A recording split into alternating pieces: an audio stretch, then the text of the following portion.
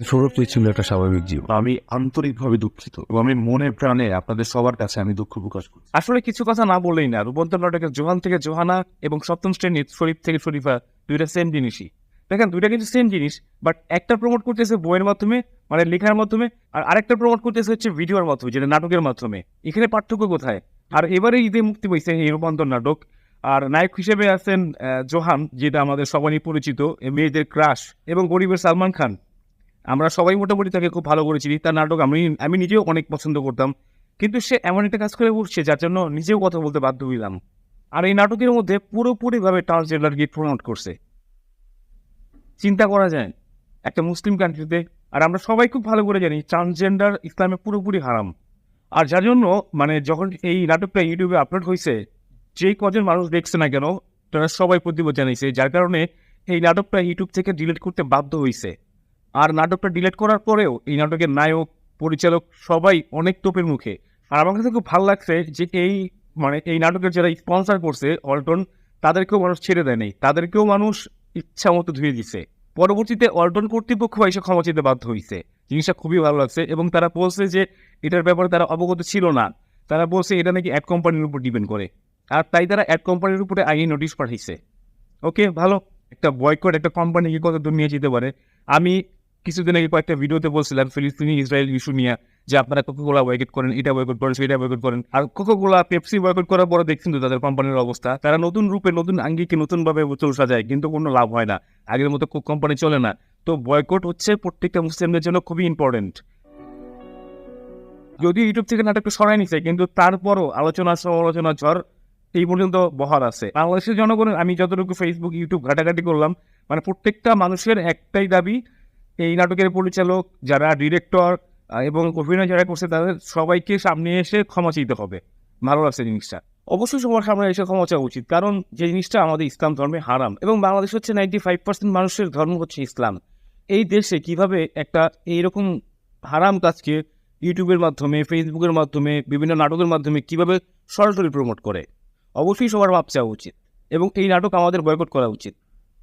কিছুদিন আগের কথা, সপ্তম শ্রেণীর একটা বইয়ের মধ্যে 2টা পাতা ট্রান্সজেন্ডারকে প্রমোট করছে, আর তাই নিয়ে সারা বাংলাদেশের মানুষ যেভাবে প্রতিবাদ করছে, পুরো সব শ্রেণীর মানুষ, গার্জিয়ান থেকে শুরু করে বিভিন্ন যারা সচেতন পাবলিক, সবাই এই জিনিসটা সমালোচনা করছে। সেখানে কিছুদিন যাইতে না যাইতেই আবারও সেম একটা জিনিস নাটকের মাধ্যমে প্রমোট করতেছে। আসলে এর পিছনে I think there is something wrong. এই নাটকটা আসলে অনেকে হয়তো দেখে নাই, তাই হয়তো বা বুঝতে পারতেছে না যে এই নাটকের মাধ্যমে কিভাবে ট্রান্সজেন্ডারকে প্রমোট করা হয়েছে। আচ্ছা, তাহলে আমি একটু ছোট্ট করে এই নাটকের মেইন থিমটা বলি। এই নাটকের মেইন ক্যারেক্টার জোহান, সে হচ্ছে একজন আর্টিস্ট। সে শুধু ছবি আঁকেন না, খুব ভালো ছবি আঁকেন এই নাটকের মধ্যে। আর তার এই ছবি আঁকা দেখে এই নাটকের যে নায়িকা, সামিরা খান মাহি তার নাম মেবি, সে তার ছবি আঁকা দেখেই পাগল হয়ে যায়। তাই সে বিভিন্নভাবেই তার কাছে আসে এবং তার অফিসে আসে, বিভিন্নভাবে দেখা করার চেষ্টা করে, কথা বলার চেষ্টা করে আর কি, তার সাথে প্রেম করার জন্য। আমাদের সামিরা খান মাহি দেখতে পারে যে আমাদের নায়ক সাহেব, সে মেয়েদের ড্রেস পরে ছবি আঁকতেছে। আর নায়িকা খুব সহজ সরল থাকে, তো যার কারণে সেই নায়িকা মনে করে কি যে আমাদের নায়ক সাহেব মনে হয় তার ছবি খুব লাইভলি ফুটায় তোলার জন্য, ছবিকে একটা জীবন্ত রূপ দেওয়ার জন্য সে নিজেও মেয়েদের পোশাক পরে আর কি ছবি আঁকতেছে, এরকম বিষয়টা আর কি। বাট ঘটনাটা উল্টা। আমাদের নায়ক সাহেব ছবি আঁকার জন্য নয়, আমাদের নায়ক সাহেব মনে মনে ফিল করে সে একজন ছেলে না, সে মেয়ে। আর এই নাটকের নায়িকা তখন বুঝতে পারে না যে সে আসলে ছেলে না মেয়ে, মেয়ে না ছেলে। তাই না চিন্তা ভাবনা করেই সে বারবার তার কাছে ছুটে যায় প্রেম করার জন্য, তাকে মন দেওয়ার জন্য। কিন্তু আমাদের নায়ক তো আর পাত্তা দেয় না, কারণ তার তো মেয়ে পছন্দ না, কারণ সে তো নিজেই মেয়ে, সে নিজে মনে করে। আর এই বিষয়টা সামিরা খান মাহি, দ্যাট মিনস এই নাটকের নায়িকা, এই বিষয়টা কোনোভাবে মানতে পারতেছিল না, কারণ এর মধ্যে সে এমনভাবে তার প্রেমে হাবুডাবু খাইছে। এর জন্য তার ভাইকে বলে সে নায়ক সাহেবকে, অর্থাৎ জোবানকে বিয়ে করবে। তো এর জন্য পরবর্তীতে তার ভাইকে জোহানের কাছে পাঠায়। তো নায়িকার ভাই জোহানকে বারবার প্রেশার ক্রিয়েট করে যে কেন, কি সমস্যা, তোমার কি প্রবলেম, তুমি আমাকে বলো, কেন আমার বোনকে তুমি বিয়ে করতে চাও না। পরে জোহান কি করে একটা ডাক্তারের ঠিকানা দেয় যে আমি কেন বিয়ে করতে চাই না আপনার বোনকে, এই ডাক্তার আপনাকে সঠিক অ্যান্সার দিবে। পরবর্তীতে নায়িকার ভাই ডাক্তারের কাছে যায়, যাওয়ার পরে সে জানতে পারে যে জোহান হচ্ছে, সে বাইরে বাইরে ছেলে হলেও ভিতরে ভিতরে সে মেয়ে, এর জন্যই তার অবস্থা এরকম। ডাক্তার তাকে জানায় হরমোন ডিসঅর্ডারের কারণে তার এরকম অ্যাটিটিউড। আর এই হরমোন ডিসঅর্ডারের কথা বলেই এই নাটকে পুরোপুরিভাবে একদম সরাসরি এই জিনিসটাকে প্রমোট করছে।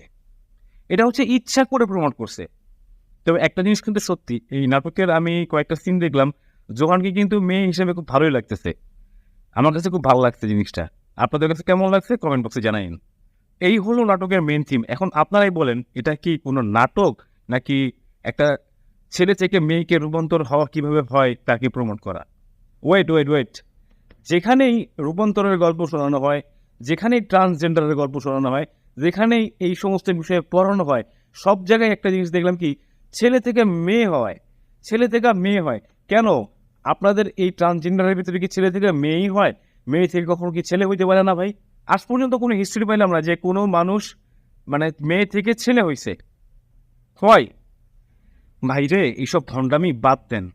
আল্লাহ ছেলে বানাইছে, সুন্দর একটা বিয়ে করেন, সুন্দর একটা বউ হোক, সুন্দর একটা সংসার করেন, বাচ্চা কাচ্চা হোক, আল্লাহ খোদার নাম নেন, এখনো সময় আছে, ভালো হন। এই সমস্ত গল্প ওই শরীফ থেকে শরীফের কাছেই শোনায়েন, আমাদের কাছে শোনায়েন না। আমাদের কাছে শোনায়েন এরকম ঝাড়ুজুতার বাড়ি খাবে। আমি আন্তরিকভাবে দুঃখিত এবং আমি মনে প্রাণে আপনাদের সবার কাছে আমি দুঃখ প্রকাশ করছি। তুমি কিন্তু ঠিকই জানতা যে এই নাটক যদি আমি অভিনয় করি, আমাকে অবশ্যই তোপের মুখে পড়তে হবে, আমাকে অবশ্যই সমালোচনার মুখে পড়তে হবে। তবুও তুমি করছো বিকজ টাকা।